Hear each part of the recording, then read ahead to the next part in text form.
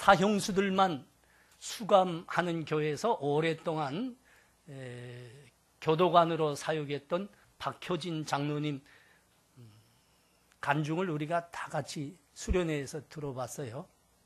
그 간증 속에 그 교도소에 도사라는 별명을 가진 한 사람이 수감되어 있었습니다. 얼마나 자기에 대한 인격 수양을 많이 했는지,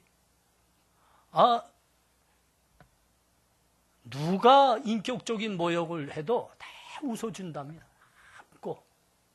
그리고 감옥에서 일하잖아요. 노동을 해서 돈 몇 푼 생깁니다. 하면 그거 매도 밖에 어려운 어린이들 도와주라고 100% 헌금한답니다. 아니 참 자기에 대한 수양이 그렇게 철저하고 그렇게 기가 막히답니다. 그러니까 이 사람을 오랫동안 감옥에서 본 사람들은 그 사람이 도사이지 저건 사람이 아니다 그런 거예요. 사람의 모습으로는 그렇게 훌륭할 수가 없는 거예요. 그래서 별명이 도사가 됐습니다. 근데 그날이 왔어요. 무슨 날?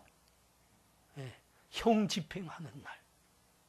형 집행하는 날이 돼서 지금 자꾸 형장을로 지금 교도관이 옆에서 팔짱을 끼고 지금 같이 가고 있습니다.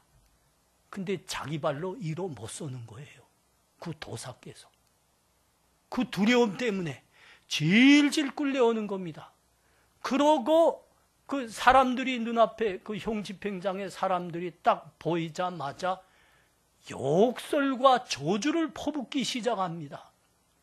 그 욕설과 저주가 얼마나 험하고 독이 있는지 그거 듣는 사람은 들어본 적이 없대요. 그런 욕은 세상에서 들어본 적이 없대요. 그렇게 죽는 마지막 순간까지 거기 모인 사람들을 향해서 저주와 욕설을 퍼붓다가 끝났습니다. 여러분, 평생은 사람의 깊은 곳에 뭐가 있는지 모릅니다. 언제 알게 된다고요? 끝날 때, 이처럼 끝날 때, 아주 어려워졌을 때, 사람의 힘으로 감당 못할 어려움들이 있을 때, 그때 본색이 드러납니다. 도사였다고요? 아니올시다. 그 안에는 온갖 더러운 걸로 꽉 차 있었습니다. 온갖 더러운 걸. 그렇게 보니까 야곱은 정말 하나님 믿는 사람이 맞더라고요. 우리는 어떻게 알 수 있죠? 야곱이 왜 하나님 믿는 사람이라고요? 오늘 우리가 이거 본 말씀은 마지막 유언입니다. 유언. 야곱이 숨지면서 그 아들들에게 남긴 마지막 유언입니다. 그런데 아들들 한 사람 한 사람을 하나님의 믿음과 은혜에 맡기는 겁니다. 세상의 돈과 권력 이런 데 아들들의 인생을 맡기지 않고 하나님의 은혜와 복에 그 아들들의 인생을 맡기더라 이겁니다. 이 축복이라는 게 그겁니다. 하나님의 이름으로 축복하는 것. 자, 우리가 축복 한 군데를 봅니다. 자, 8절에서 11절 말씀입니다. 유다야, 너는 내 형제의 찬송이 될지라. 내 손이 내 원수의 목을 잡을 것이요 내 아버지의 아들들이 내 앞에 조라리로다. 유다는 사자 새끼로다. 내 아들아, 너는 움킨 곳을 짚고 올라갔도다. 그가 엎드리고 웅크림이 숫사자 같고 암사자 같으니 누가 그를 범할 수 있으랴. 규가 유다를 떠나지 아니하며 통치자의 지팡이가 그 발 사이에서 떠나지 아니하기를 실로가 오시기까지 이르리니 그에게 모든 백성이 복종하리로다. 그의 나귀를 포도나무에 매어 그의 암나귀 새끼를 아름다운 포도나무에 맬 것이며 또 그 옷을 포도주에 빨며 그 복장을 포도즙에 빨리로다. 이스라엘의 아들 중에서 네 번째 아들 유다에 대한 축복입니다. 유언으로 축복을 남긴 거죠. 보십시오. 여기 유다는 사자 새끼로다. 규가 그러니까 왕의 지팡이입니다. 규가 유다를 떠나지 아니하고 통치자의 지팡이가 그 발사에서 떠나지 아니하리로다. 이 말은 모두 다 왕을 상징하는 말들입니다. 왕을. 이 유언대로, 이 축복의 유언대로 유다의 가문에서 다윗으로부터 시작해서 수많은 왕들이 나왔습니다. 수많은 왕들이 나왔습니다. 지금 그걸 지금 예언하고 축복하는 겁니다. 그런데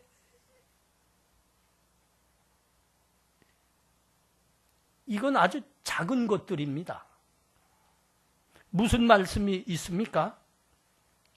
규가 유다를 떠나지 아니하고 통치자의 지팡이가 그 발사에 떠나지 아니하기를 실로가 오시기까지 이르리니 그에게 모든 백성이 복종하리로다.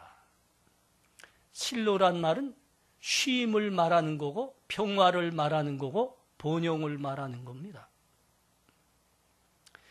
근데 이제 영원한 쉼과 평화는 오직 예수 그리스도가 오심으로 말미암아 되는 겁니다.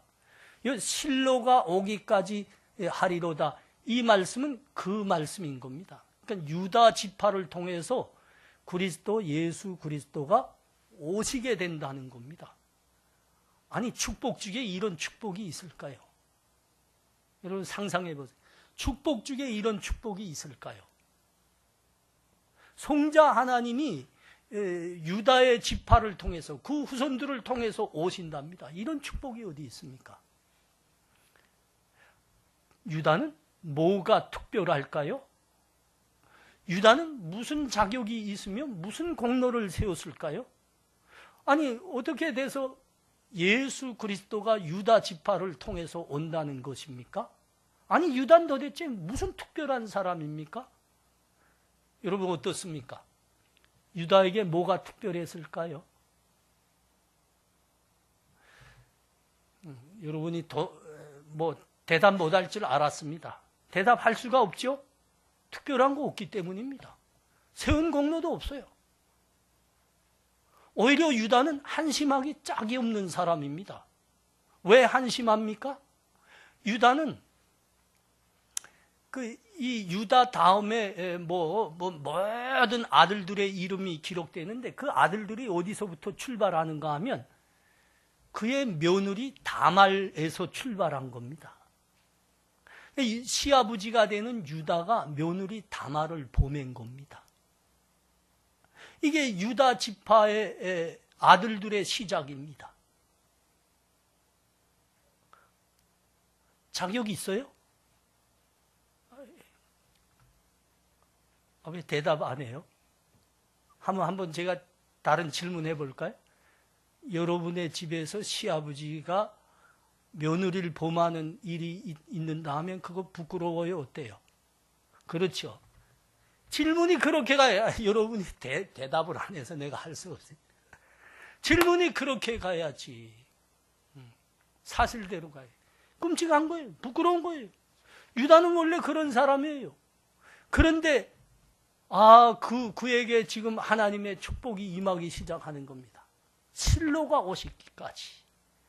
너의 지파에서 왕의 규가 떠나지 아니하리라. 통치자의 지팡이가 떠나지 아니하리라. 야, 대단한 겁니다. 여러분 이게 하나님의 은혜가 어떠함을 여기서부터 시작하는 겁니다. 하나님의 은혜. 하나님의 은혜란 자격이 없는 자에게 임하는 겁니다. 공로가 없는 자에게 임하는 겁니다. 그 어마어마한 복과 은혜인데 아무 받을 만한 조건과 자격이 없어요. 근데 임한 겁니다. 여러분 그것이 우리가 받은 하나님의 은혜이고 복입니다. 우리 과거 생각해 보십시오. 무슨 공을 세웠습니까? 무슨 자격이 있습니까? 우리 없습니다. 나나 여러분이나 하나도 없어요. 근데 하나님이 단 우리를 사랑해서 그 어마어마한 복을 주시고 계시더라 이겁니다. 여러분 이거 잊으시면 안 됩니다. 하나님의 은혜의 특징입니다. 자격 없는 자, 아무것도 행기 없는 사람에게 하나님께서 거저 주시더라. 우리의 구원이 또한 그런 겁니다. 자, 22절에서 26절은 11번째 아들 요셉을 향한 축복입니다. 한번 그거를 쭉 살펴보니까 요셉은 무성한 가지, 곧 샘 곁에 무성한 가지가 가지라 그럽니다. 또 26절쯤에 보니까 내 아버지의 축복이 내 손조의 축복보다 나아서 영원한 산이 한없음 같이 이 축복이 요셉의 머리로 돌아오며 그 형제 중 뛰어난 자의 종수리로 돌아오리라 그랬습니다. 이 축복들은 가만히 보니까 장자, 맏아들 한대 하는 축복입니다. 근데 요셉은 11번째 아들이거든요. 밑에 베냐민 동생으로 끝납니다. 11번째 아들인데 장자의 축복을 받고 있는 겁니다. 장자. 이 축복은 어떻게 돼서 요셉이 받을까? 우리가 많은 시간 이 말씀을 나누어 봤기 때문에 압니다. 요셉은 어떻게 돼서 11번째 아들이지만 이 축복을 받게 됩니까? 그는 장자가 가져야 되는 믿음을 갖고 있은 겁니다. 형제들 중에 요셉의 믿음이 제일 컸던 겁니다. 그리고 그는 삶을, 하나님의 말씀을 붙들고 살았습니다. 그게 제일 전형적인 예가 어디입니까? 보디발의 아내. 그건 기회였지 않습니까? 자기 노예고 자기 주인 여자가 자기에게 그렇게 호의를 베풀고 있지 않습니까? 어느 날 와서 같이 하자고까지. 근데 요셉이 그때 했던 말이 뭡니까? 내가 어떻게 하나님 앞에서 이 큰 죄를 범하리이까? 그래서 감옥에 갔어요. 주인 여자의 요구를 뿌리친 거로 해서, 잠자리 같이 하자는 요구를 뿌리친 거로 해서 감옥에 갔습니다. 그리고 10여 년 동안 그 감옥살이를 한 거죠. 요셉이 어떻게 돼서 장자가 받는 그 복을 받게 된다고요? 장자가 가져야 되는 큰 믿음과 말씀대로 사는 경건한 삶을 살았기 때문입니다.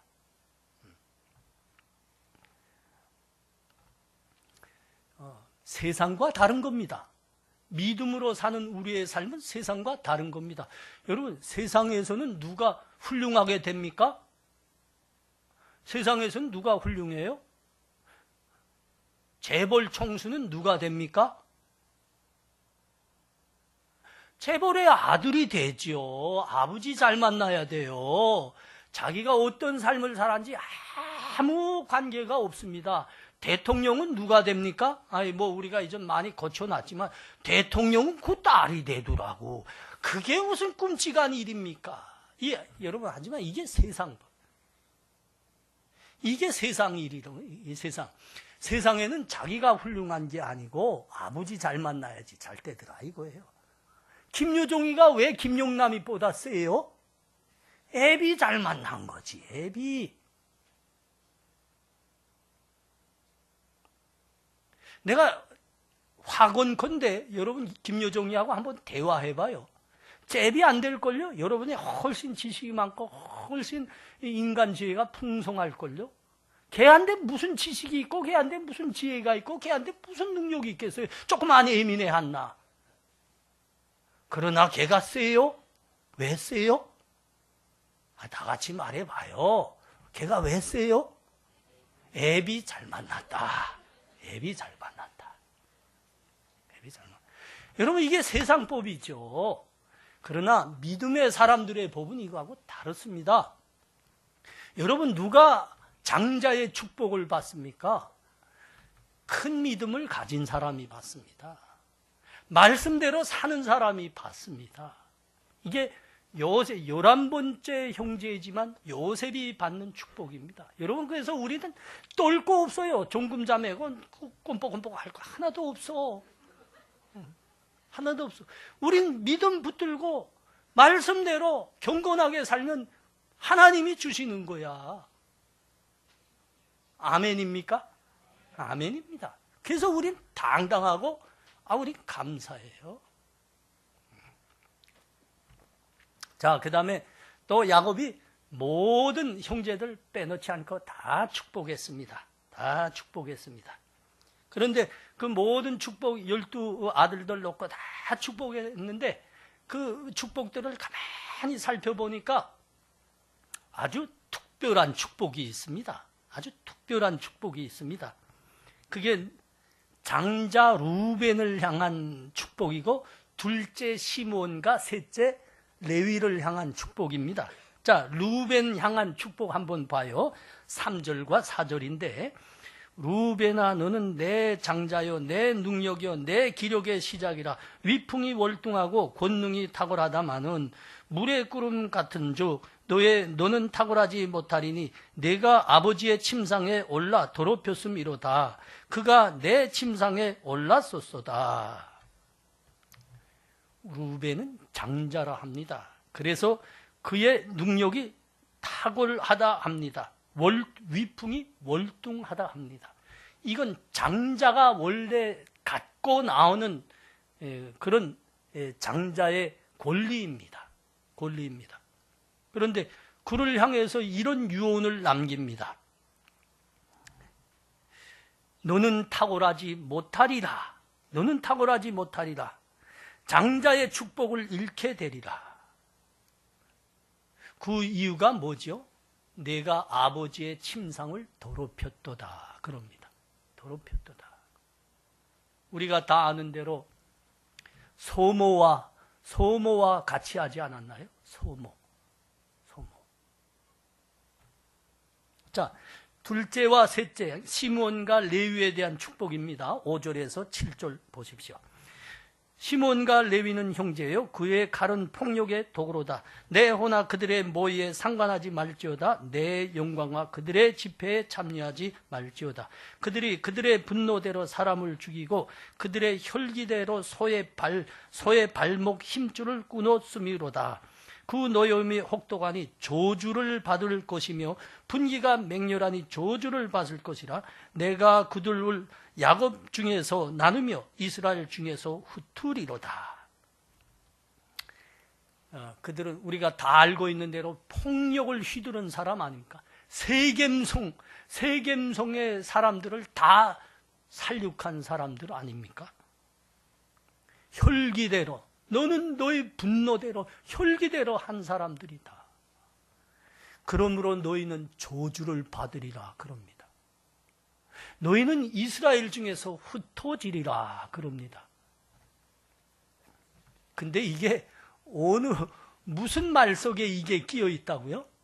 모든 12 형제들을 다 축복하는 가운데 이 말이 있는 거예요. 간단히 말하면 이 아버지가 생을 마감하면서 아들들을 축복하는데 장자, 그러니까 맏아들과 두 번째 아들과 셋째 아들에 향해서는 이런 너희는 저주를 받을 것이라, 너희는 벌을 받을 것이라 이런 말로 축복했다는 겁니다. 이해가 되십니까? 아니 저주 받을 것이라 했는데 이게 축복이랍니다. 이해가 되시나요? 너희는 다 흩어지리라. 근데 그게 축복이라고 합니다. 이해가 되시나요? 자, 그럼 본문 28절 말씀, 마지막 말씀인데 한번 봐요. 이들은 이스라엘 12지파라 이와 같이 그들의 아버지가 그들에게 말하고 그들에게 축복하였으니 곧 그들 각 사람의 분량대로 축복하였더라. 분량대로 했답니다. 분량대로. 이 분량대로 했다는 축복이 이 말이 뭘까? 이 저주를 받으리라, 너희가 흩어지리라, 이런 사실은 끔찍한 말도 했는데 이것도 우리가 축복으로 이해해야 될까 이겁니다. 누군가 아버지가 죽으면서 우리 샤론에게, 이건 그냥 예를 드는 거야. 우리 샤론에게 아버지가 마지막 숨을 거두면서 야, 내 딸 사로나, 너 저주 받을 거야. 얼굴이 어떨까요? 이거 축복으로 생각할 사람이 있을까요? 지금 그 말이라고. 이건 지금 그 말인 겁니다. 자, 우리가 한번 좀 이해하기 위해서 신명기 33장에 가보겠습니다. 신명기 33장 8절에서 11절 말씀입니다. 신명기 33장 8절에서 11절. 레위에 대하여 일렀으되 그의 둥빔과 우림이 주의 경건한 자들에게 있도다. 주께서 그를 마사에서 시험하시고 무리바 물가에서 그와 다투셨도다. 그는 그의 부모들에게 대하여 이르기를 내가 그들을 보지 못하였다 하며 그의 형제들을 인정하지 아니하며 그의 자녀를 알지 아니한 것은 주의 말씀을 준행하고 주의 언약을 지킴으로 말미암음이로다.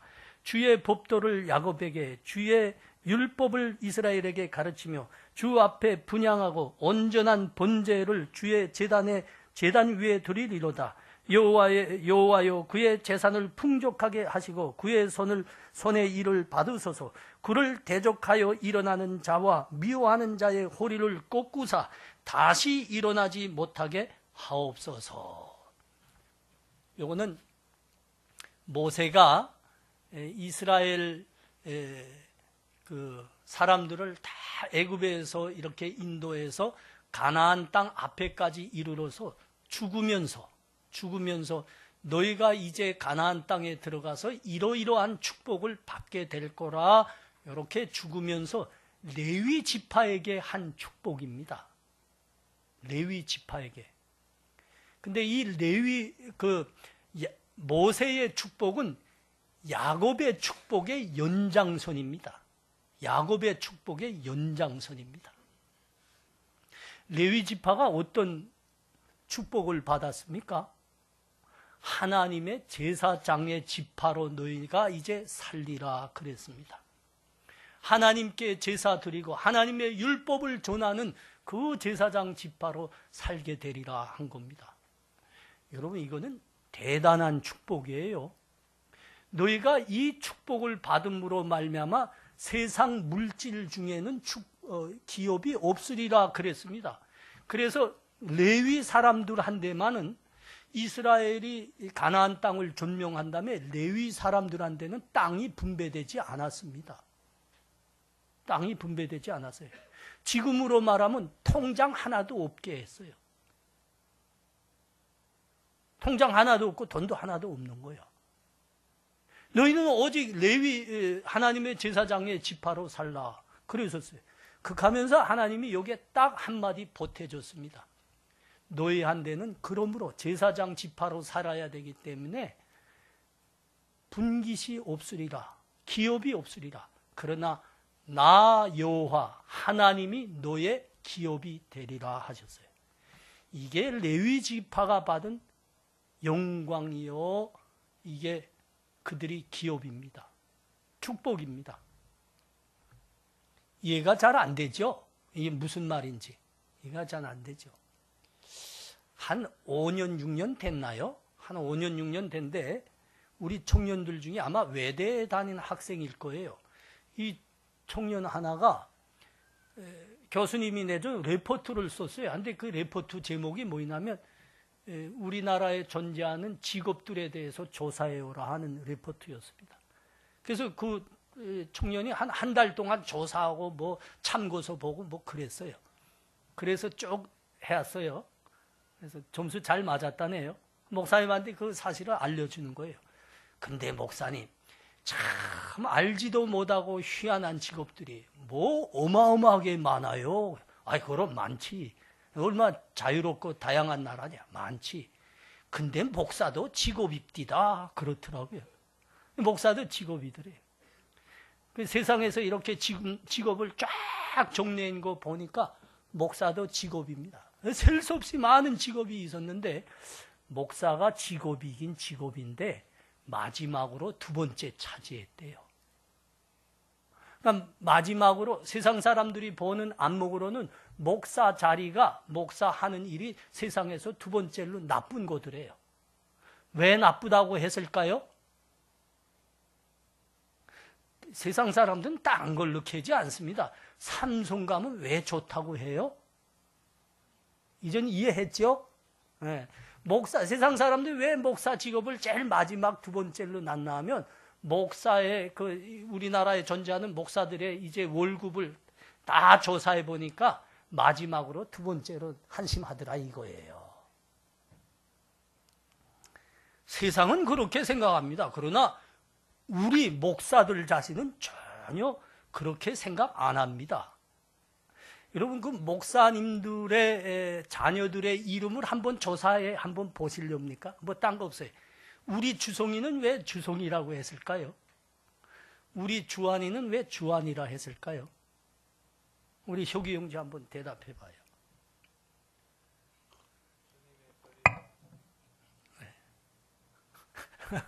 간단히 말하면 너도 목사해라. 그래서 그렇게 지어준 겁니다. 간단히 말하면 너도 목사해라. 꼭 그래라 그랬어요.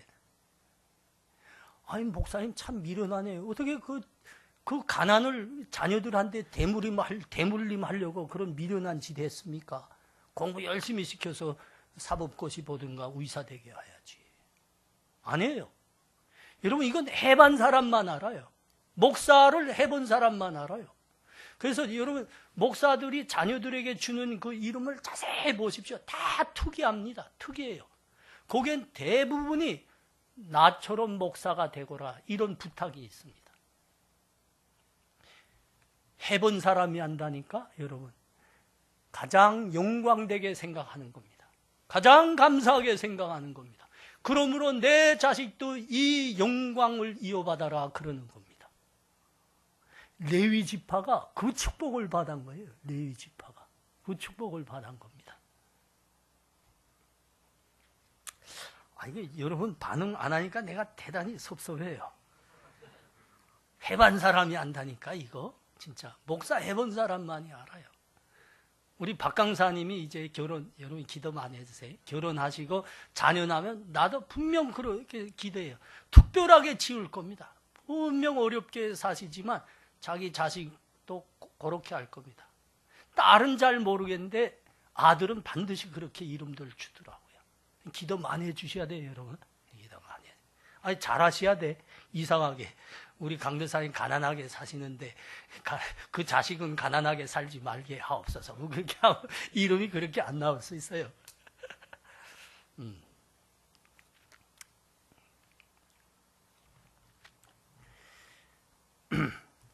여러분, 이 야곱이 축복을 했습니다. 그 르우벤과 레위와 시므온은 저주를 받으리라, 흩어지리라. 이 말씀을, 이 유언을 남기는데 이게 모세의 축복까지 가서 따져보니까 이게 축복이었더라는 겁니다. 축복이었더라는 겁니다. 어떻게 돼서 이것이 축복일까요? 이것은 하나님의 믿음으로 하나님의 계시로 한 예언이기도 합니다. 축복의 예언입니다. 예언입니다. 그런데 어떻게 저주를 다 흩어지리라 한 말까지도 축복이라고 봐야 되나? 이건 하나님이 하라 한 겁니다. 하나님이. 이거 보고 예언적 경고라고 합니다. 예언적 경고.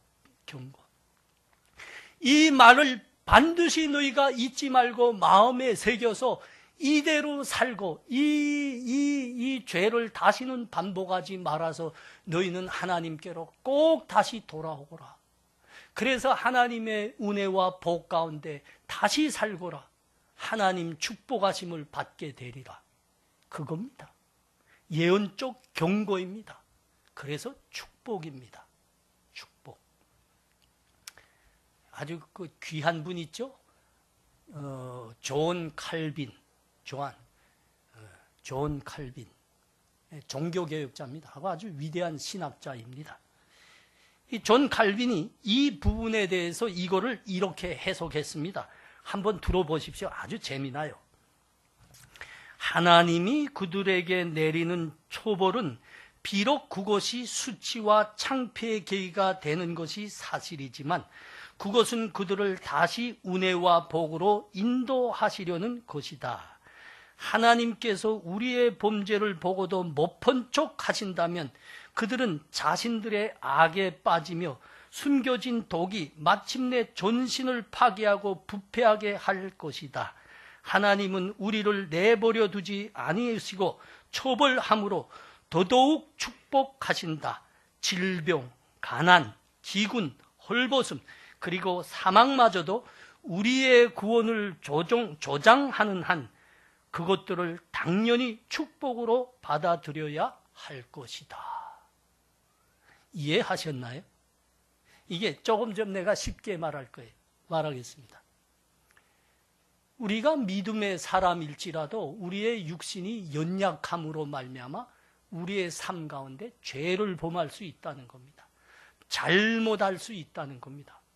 그때마다 하나님은 그것을 그냥 스쳐버리지 아니고 채찍을 두신답니다.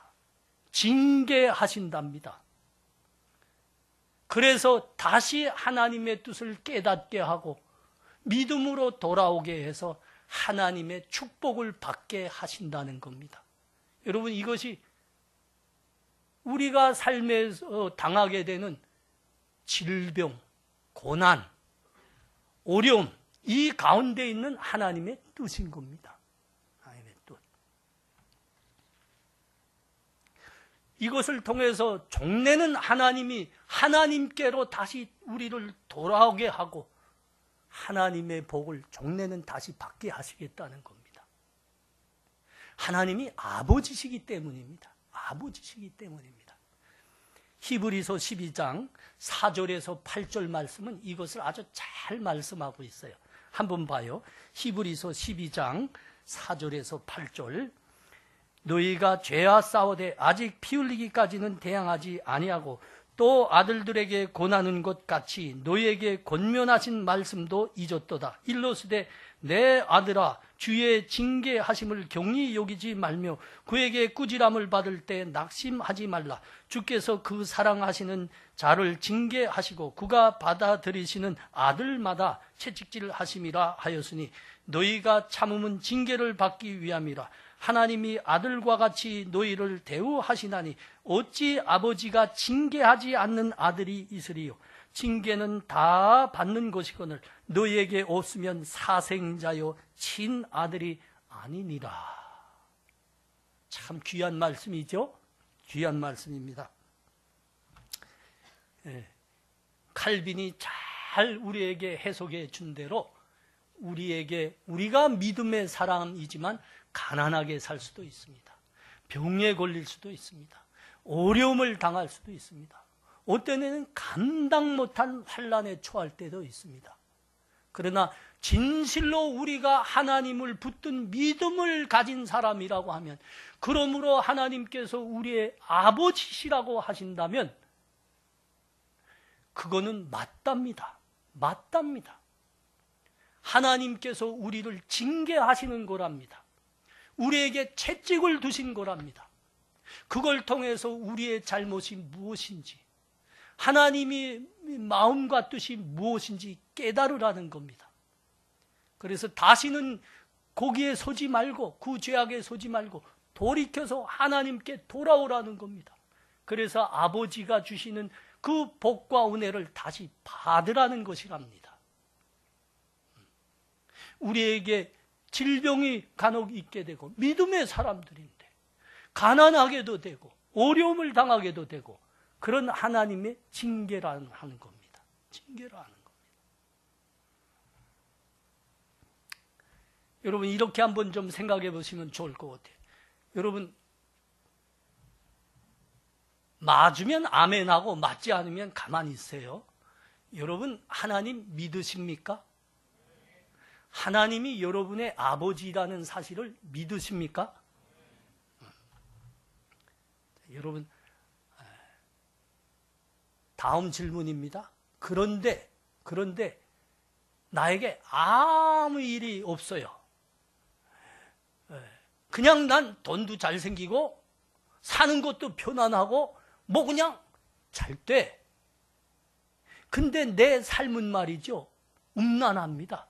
세상 사람들이 짓는 죄를 그냥 아무 꼬리낌 없이 죄요. 여러분이 이야기하고 있는 그 하나님을 아버지로 모셨다는 믿음이 이런 경우에 맞는 걸까요? 아닐까요? 여러분이 대답해봐요. 맞는 겁니까? 아닌 겁니까? 그렇습니다, 여러분. 여러분이 정말 하나님을 진심으로 믿고 그러므로 하나님이 우리의 아버지가 되어주셨는데, 그런데 우리 삶이 아직도 세상 사람들과 같이 음란하고 세상 사람들이 죄를 짓는 걸 아무 눈 깜짝 안 하고 같이 짓는다고 하면 여러분 믿음 가짜예요. 가짜입니다. 하나님이 우리 아버지신데 우리가 그런 끔찍하고 음란한 죄를 범하고 있는데 아버지가 어떻게 여러분 그걸 보면서 가만히 있을 수 있어요? 아니 족대기를 꺾어버려도 몇 번 꺾었을 거 아니에요? 아니에요? 난 그렇게 하는데. 아니 족대기 꺾으십니다. 깡통차게도 하신다고. 깡통차게도 하신다고. 정말 그렇게 살면. 그렇게 해서 돌이키게 하십니다. 친아버지신데 돌이키게 합니다. 다시는 그 끔찍한 죄의 자리에 서지 않고 아버지께로 돌아와서 아버지의 아들로 경건하게 살게 하시는 겁니다. 그게 징계입니다. 그게 하나님이 두시는 징계입니다. 그래서 다시 하나님의 축복 가운데 들어오게 하시는 겁니다. 여러분 오늘 레위를 향해서, 시몬을 향해서, 르우벤을 향해서 너희가 저주를 받을 것이다. 아버지의 침상을 더럽혔으니 저주를 받을 것이다. 너희가 분노와 혈기대로 사람을 죽였으니 너희가 흩어지리라. 저주를 받을 것이라 한 것은 그 말씀인 겁니다. 분명 우리의 귀에는 그거는 저주로 들리고 욕으로 들립니다. 그러나 하나님은 그것을 통해서 우리들을 다시 돌이키려 하시는 겁니다. 예언적 경고입니다. 그렇게 살면 안 된다. 돌이키라. 그래서 종래는 하나님의 복을 받게 하는 겁니다. 레위가 그래서 다시 복의 축복을 다시 받았잖아요. 너희는 제사장이 되리라. 가장 영광스러운 지파가 되리라.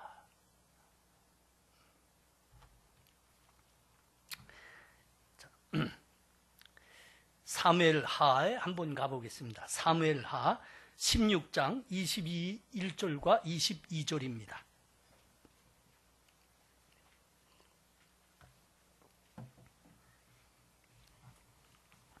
아히도벨이 압살롬에게 이르되 왕의 아버지가 남겨두어 왕궁을 지키기 위한 후궁들과 더불어 동침하소서.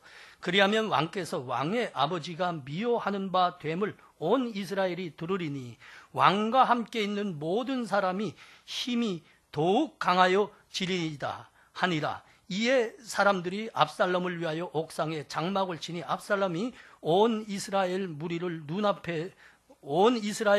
눈앞에서 그 아버지의 후궁들과 더불어 동침하니라. 비참하죠? 비참함. 이 다윗이 받은 징계요, 벌입니다. 다윗은 하나님을 사랑하는 사람이었어요. 하고 하나님이 기뻐하시는 삶을 살려고 애썼던 사람입니다. 근데 어느 날 그 낮잠을 푹 쉬시고 서늘한데 옥상을 거니는데 저기 아래에 가만 보니까 어느 여자가 목욕을 하고 있는 거예요. 재 끌고 오너라. 그렇게 된 거예요. 재 끌고 오너라. 동침을 했습니다. 얘가 누구냐? 유부녀입니다. 그 남편도 죽여라. 이렇게 된 거예요. 얼마나 끔찍한 죄입니까? 하나님을 믿는다는 사람이. 그래서 선지자가 하나님의 말씀을 가지고 찾아왔습니다. 하나님의 말씀을 그대로 전했어요. 왕은 은밀히 행하였으나 하나님은 백주에 행하실 겁니다. 벌을 받을 것입니다. 칼이 왕의 집에서 떠나지 않을 겁니다. 그 죄를 지은 대로 됐습니다. 그 아이는 죽습니다. 그리고 그 친아들이 반역을 일으킵니다. 그래서 쫓겨난 거죠. 그리고 아버지의 후궁들을 모두 그렇게 하는 겁니다. 끔찍한 거죠. 여러분, 죄에 대해서 소홀히 생각하시면 안 됩니다. 죄는 피하고 짓지 말아야 됩니다. 여러분이 하나님 믿는 사람이면서 죄를 지으면 반드시 하나님이 채찍을 두십니다. 그 행한 대로 두셔요. 엄청 아플 수 있어요. 엄청 아플 수 있어요. 여러분 이거 봐요. 이게 엄청 얼마나 아파요. 이런 수치 어디서 당합니까? 왕이.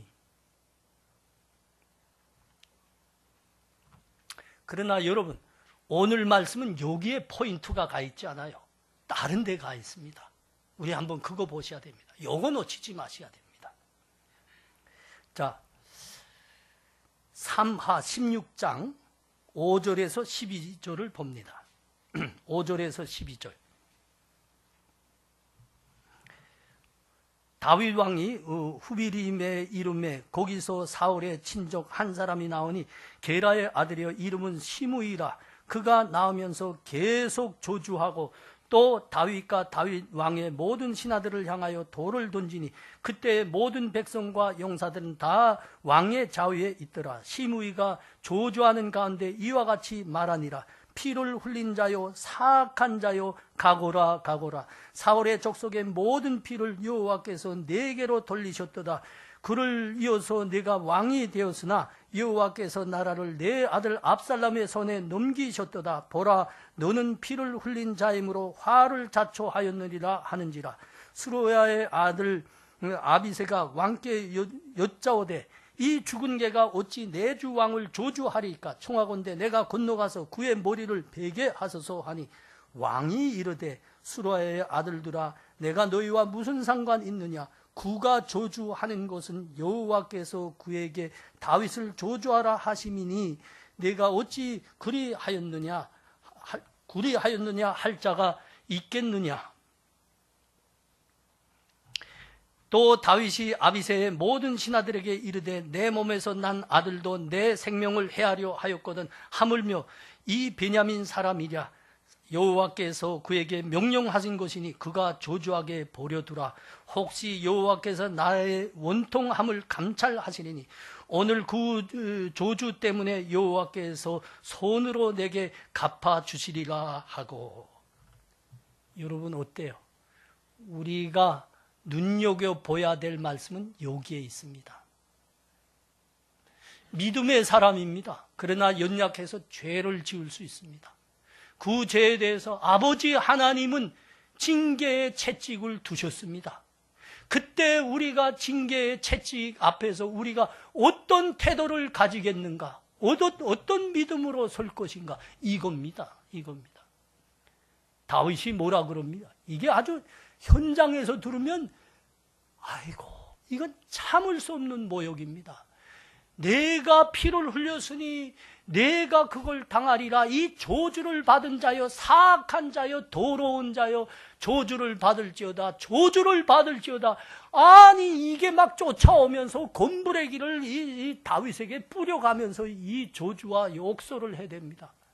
듣다 못한 이 다윗의 신하들이 주여 왕이여 말씀만 한마디 하옵소서. 저 죽은 개만도 못한 저 쌍놈을 내가 그냥 단번에 그냥 목을 날려버리겠습니다. 그랬어요.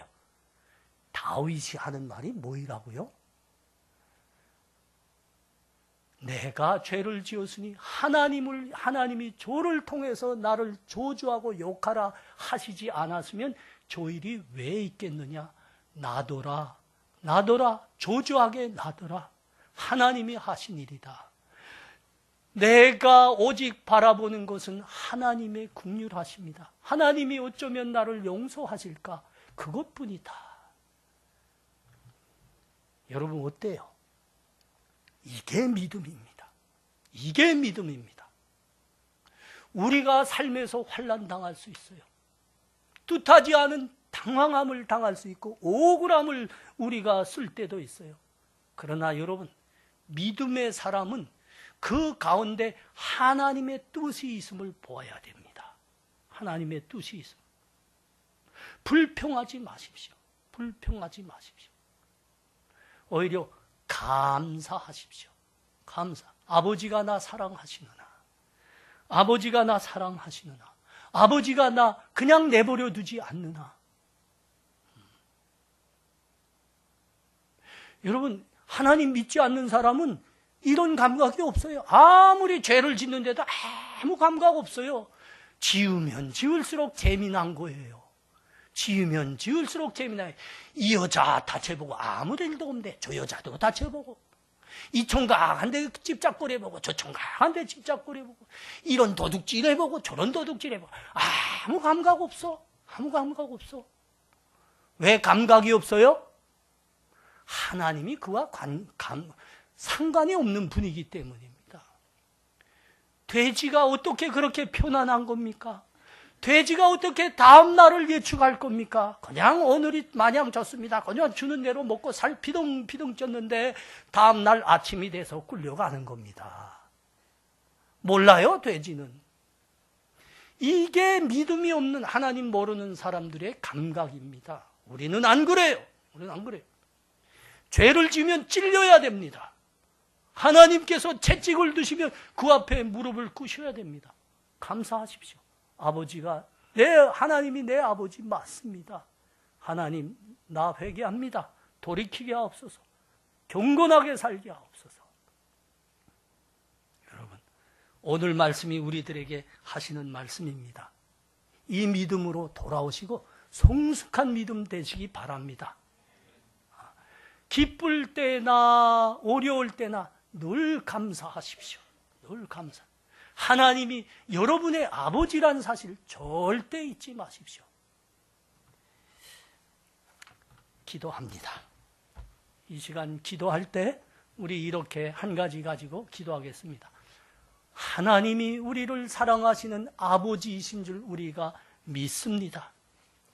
그래서 우리가 죄에 대해서, 더러움에 대해서 우리가 민감한 감각이 있습니다. 하나님, 우리는 아버지의 아들로 거룩하게 살게 하시옵소서.